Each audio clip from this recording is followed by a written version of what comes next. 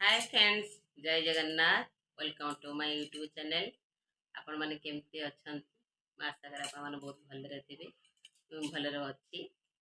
आज आम गोटे नुआ रेसिपी बनैबा। सारू आलू आंब कंचा आंब दिया पोहड़ा माछर तरकारी। आपण मानू केमती लागिबो रेसिपीटा मते कमेंट बॉक्स रे जणेबे। चलंते एबे प्रस्तुत करिबा। प्रथमे माछटाको मु धोई नेइछि भलसे। ताधरे आमे हलदी लुण दे भलसे ताको मिक्स करि नबा। भलसे मिक्स ही गलानी हल्दी लुण। एबे आमे गोटे कड़ाई बसै दबा। कड़ाईटा भी पाची आसिलानी। ताधरे कि तेल पकै दबा। तेलटा गरम हो गलानी। ताधरे आमे माछ पकै नबा।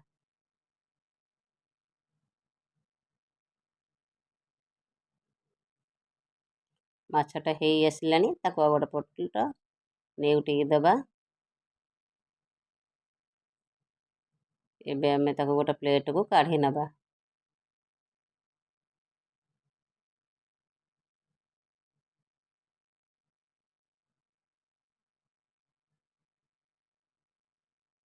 आउ माछ सब संपूर्ण भावे भाजी सारलेनी।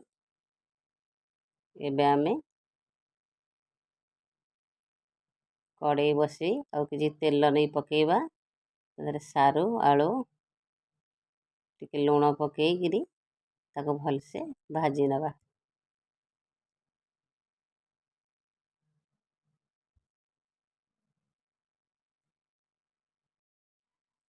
एबे सारू आलूटा भलसे भाजिया भितरे आमे मसलाटा प्रस्तुत करिदेबा।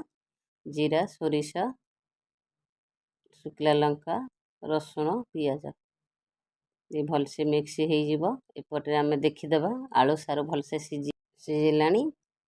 एबे आमे गोटे प्लेट को काढ़ी नबा।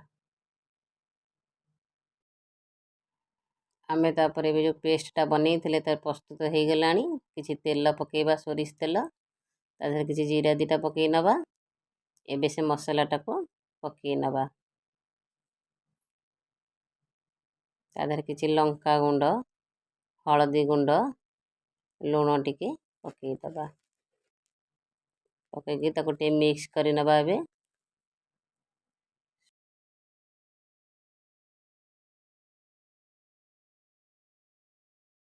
सोरिष मसला एबे टिके तो हल्का हल्का खेलेबा काले लागी जीवो। टिके पानी दे दबा।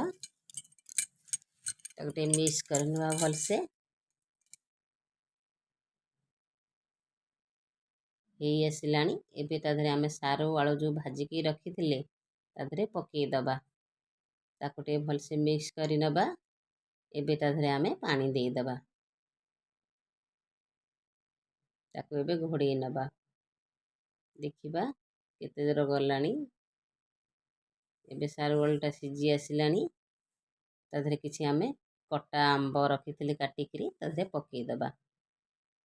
2-4 पीस पकेइ दबा गोटे फाଳर।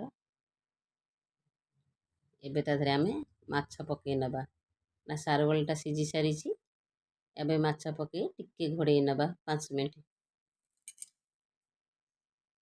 ताधरे टिके आमे धनिया पत्र दे दबा। एबे हमर प्रस्तुत हो गलानी सारू आलू आंब दिया पोहड़ा माछ तरकारी। ताको एबे आमे गोटे प्लेट को काढ़ी नबा।